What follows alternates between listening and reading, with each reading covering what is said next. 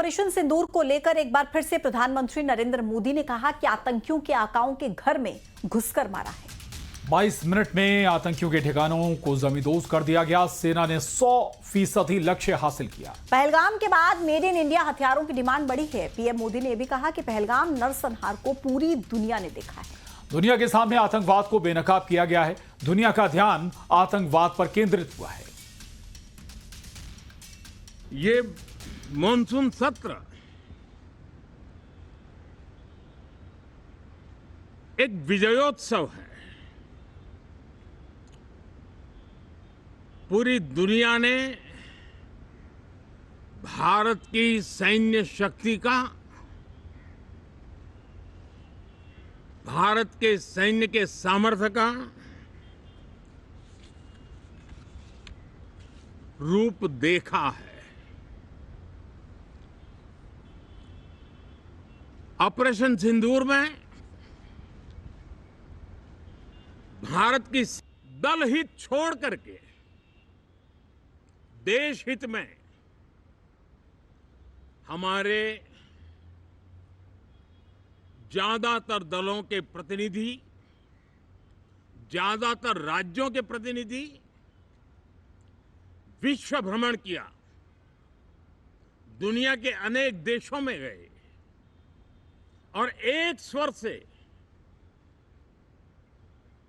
दुनिया के सामने आतंकवादियों का आका पाकिस्तान को बेनकाब करने का एक बहुत सफल अभियान चलाया। और संसद में हंगामे के बीच एक अच्छी तस्वीर भी सामने आई। कांग्रेस अध्यक्ष मल्लिकार्जुन खड़गे का आज जन्मदिन है और इस मौके पर खड़गे ने संसद भवन परिसर के अंदर ही जन्मदिन का केक काटा। इस दौरान राहुल गांधी ने उनको केक खिलाया। साथ में प्रियंका गांधी वाड्रा भी मौजूद थी। तो राहुल गांधी ने अपने सोशल मीडिया अकाउंट पर भी इस वीडियो को शेयर किया है। मल्लिकार्जुन खड़गे का आज जन्मदिन और इस मौके पर जन्मदिन का केक काटते हुए मल्लिकार्जुन खड़गे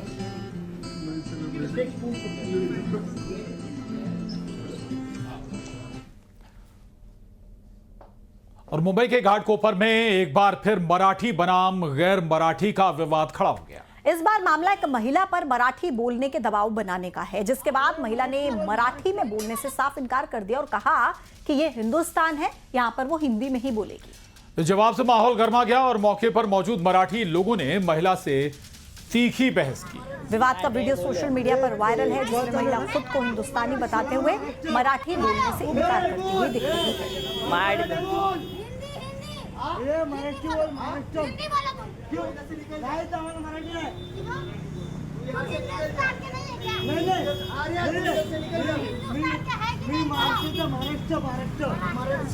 बोलो कॉल चालू है ना।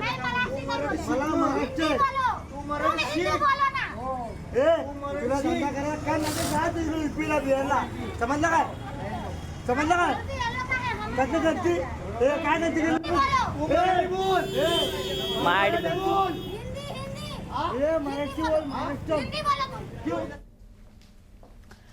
तो क्या महाराष्ट्र की सियासत में फिर से एक बार 180 डिग्री का टर्न लाने वाला है, आने वाला है, ये सवाल उठ रहा है।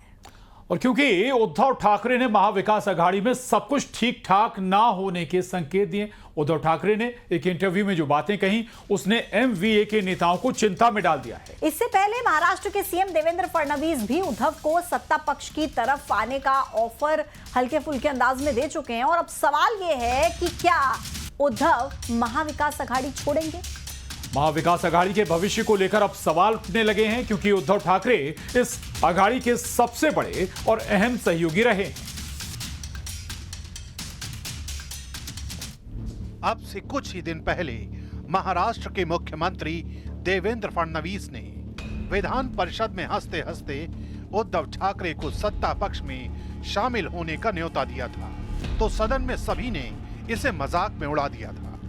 लेकिन इसके बाद लगातार महाराष्ट्र में कुछ ऐसा घटित हो रहा है जिसने महाराष्ट्र की सियासत में हलचल मचा दी है। 16 जुलाई को फडणवीस ने उद्धव गुट को सत्ता पक्ष में शामिल होने का ऑफर दिया। उद्धव ठाकरे ने इन बातों को मजाक में लेने को कहा। 17 जुलाई को किताब विमोचन के मौके पर मिले फडणवीस, उद्धव और आदित्य ठाकरे। 18 जुलाई को मुंबई के 5 स्टार होटल में दिखे फडणवीस और आदित्य ठाकरे। हालांकि दोनों पार्टियों ने इसे संयोग माना। 20 जुलाई को उद्धव ने सामना को दिए इंटरव्यू में महाविकास आघाडी पर सवाल उठा दिए। तेव्हा काय होतं, माझ्यासमोर उमेदवार होते माझे, पण निशाणी नव्हती. विधानसभेच्या काय वेळेला काय झालं, निशाणी होती पण जागा कोणत्या, आणि मी त्याच्यानंतर जागा मिळाल्यानंतर उमेदवारी कोणाला देणार हे निश्चित नव्हतं. तर ही जी काय तुतू मैमे झाली ही स्वीकारली पाहिजे. आपल्याकडनं झालेली मोठी चूक होती आणि ती जर का चूक परत करायची असेल तर मग त्या गोष्टीला एकत्र येण्याला काही अर्थ राहत नाही. म्हणजे समन्वयाचा अभाव होता. समन्वयाच्या अभावापेक्षा लोकसभेचं यश हे नाही म्हटलं तरी सगळ्यांच्या डोक्यात गेलं. लोकसभेच्या वेळेला महाविकास आघाडी आणि सगळे नेत्यांपासून कार्यकर्त्यांपर्यंत, अरे ठीक आहे तू आपल्याला जिंकायचंय, हे आपलेपण होता.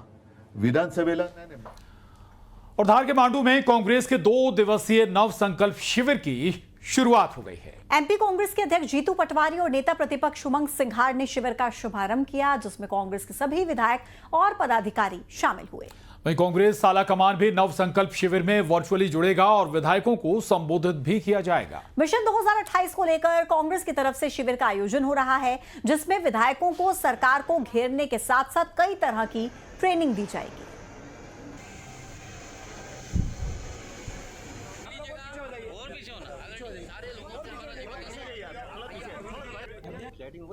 होना चाहिए। नव सर्जना हमने की अभी पूरे मध्य प्रदेश में, सारे जिलों में हमारे पर्यवेक्षक दिल्ली से गए, नया संगठन कैसे खड़ा हो वो कंप्लीट हुआ। अब नव संकल्प हमारे विधायक विधानसभा में किस तरह से परफॉर्म करें, कैसे जन विरोधी नीतियां जो बीजेपी की है, आज 20,000 3 साल में 20,000। तो कांग्रेस के इस शिविर को नकल बताने के बाद बीजेपी ने फिर एक बार कांग्रेस के ट्रेनिंग प्रोग्राम पर सवाल उठाए हैं।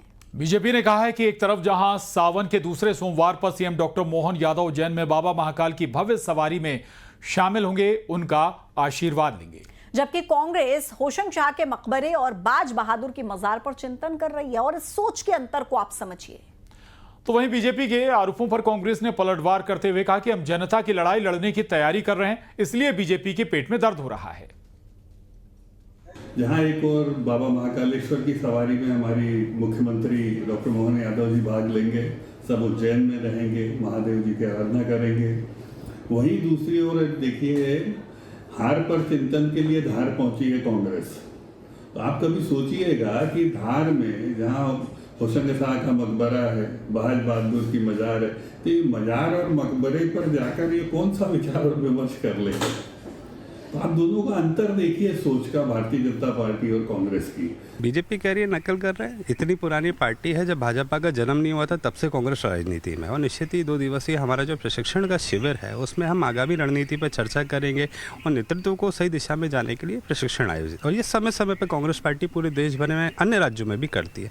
निश्चित ही जो भाजपा के पेट में दर्द है वो सबसे बड़ी बात यह है कि जब ये प्रशिक्षण शिविर होगा, जब इस पर चर्चा होगी, तो जो मध्य प्रदेश की मूल समस्या है जिससे भाजपा भगने का प्रयास करती है, वहाँ पर जब चर्चा होगी तो ये भी निकलेगा कि किसानों को समर्थन मूल्य क्यों नहीं दिया जा रहा है।